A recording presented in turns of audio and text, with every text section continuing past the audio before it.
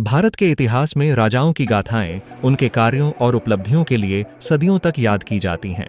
इनमें से एक विशेष स्थान राजा हर्षवर्धन का है। उनका जीवन न केवल उनके साम्राज्य की उपलब्धियों में, बल्कि कला, साहित्य और धर्म के प्रसार में भी महत्वपूर्ण रहा। उनका जन्म 590 ईस्वी में थानेश्वर में हुआ, जहां से उनके महान कार्यों की शुरुआत हुई। राजा हर्षवर्धन का प्रारंभिक जीवन संघर्षों से भरा रहा। जब उनके बड़े भाई राज्यवर्धन का अचानक निधन हुआ, तो यह घटना उनके जीवन में एक बड़ा मोड़ लेकर आई। मात्र 16 वर्ष की आयु में उन्होंने न केवल सिंहासन संभाला, बल्कि अपने भाई की हत्या का प्रतिशोध लेने के लिए युद्ध का मार्ग भी चुना। उनके साहस और दृढ़ता ने उन्हें एक बहादुर योद्धा के रूप में प्रस्तुत किया। साम्राज्य का विस्तार हर्षवर्धन की एक और महत्वपूर्ण उपलब्धि थी। उन्होंने कन्नौज को अपनी राजधानी बनाया और धीरे धीरे अपना साम्राज्य उत्तर भारत के अधिकांश भागों में फैलाया। पंजाब, बंगाल, उड़ीसा तथा गुजरात तक उनका आधिपत्य स्थापित हुआ। उनका साम्राज्य एक व्यापक और समृद्ध भूमि के रूप में विकसित हुआ, जिसमें विभिन्न संस्कृति और परंपराएं समाहित थीं। राजा हर्षवर्धन एक न्यायप्रिय शासक के रूप में जाने जाते थे। उनके शासन में भूमि कर कम रखा गया, जिससे किसानों को बहुत लाभ हुआ। उन्होंने प्रजा के साथ संवाद बनाए रखा, उनकी समस्याएं सुनी और निवारण के लिए प्रयास किए। इस प्रकार उनके शासन में सभी वर्गों के लिए न्याय का पूर्ण पालन हुआ। धर्म और कला के प्रति उनके योगदान ने भारतीय संस्कृति को एक नई दिशा दी। उन्होंने बौद्ध धर्म को प्रोत्साहित किया और धार्मिक सहिष्णुता को बढ़ावा दिया। उनकी रानी और साथ ही कला के क्षेत्र में अनेक विद्वानों को प्रेरित करती रहीं। राजा हर्षवर्धन का युग इसके साहित्यिक और कलात्मक प्रगति के लिए भी जाना जाता है। राजा हर्षवर्धन का जीवन न केवल उनकी उपलब्धियों से भरा रहा, बल्कि एक आदर्श शासक के रूप में उनकी छवि ने सदियों तक उन्हें अमर बनाया। उनका साम्राज्य, उनका न्याय और उनकी मानवता की भावना ने उन्हें इतिहास में एक विशेष स्थान दिलाया है।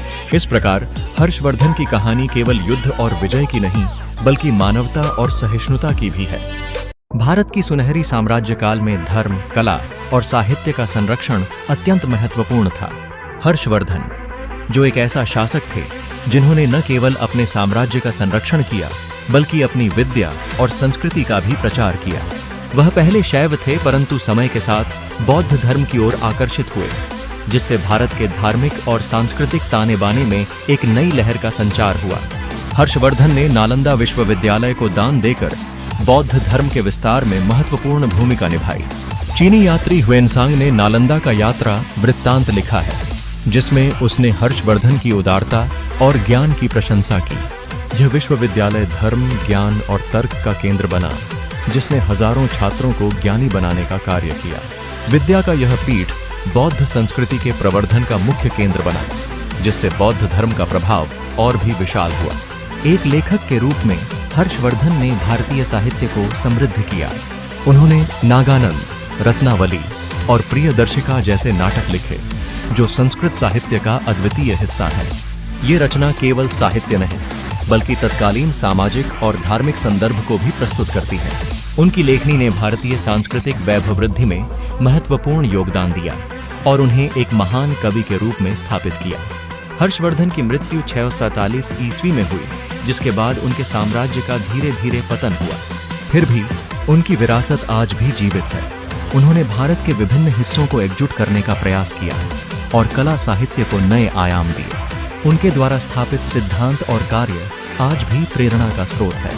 इसी प्रकार इतिहास उनकी छवि को एक आदर्श शासक के रूप में प्रस्तुत करता है, जो प्रजा के कल्याण के लिए समर्पित था।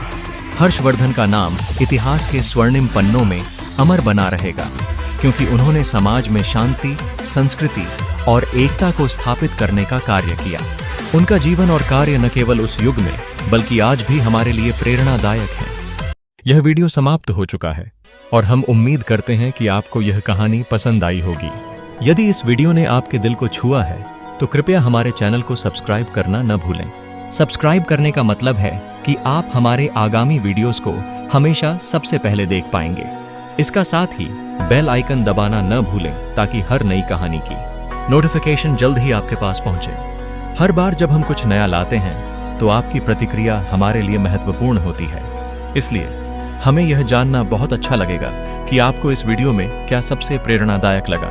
क्या यह हर्षवर्धन की कही हुई कोई खास बात थी या फिर उसके संघर्ष और सफलता का सफर आपको प्रेरित करता है? आपकी राय हमारे लिए अनमोल है और हम उसे सुनने के लिए उत्सुक हैं। जब आप कमेंट में अपनी राय साझा करेंगे तो यह सिर्फ हमारे लिए नहीं बल्कि अन्य दर्शकों के लिए भी प्रेरणा का स्रोत बनेगा।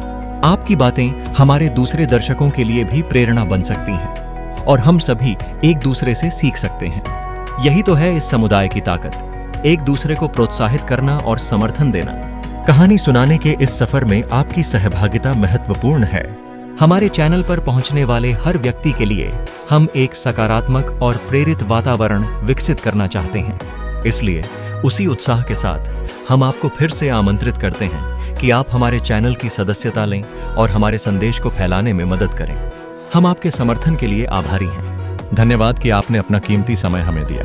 हम प्रभावित हैं कि आपने हमारी कहानी को सुनने का समय निकाला। हम जल्द ही और भी दिलचस्प और प्रेरणादायक कहानियां लाने के लिए तैयार हैं। हमें उम्मीद है कि आप हमारे साथ बने रहेंगे।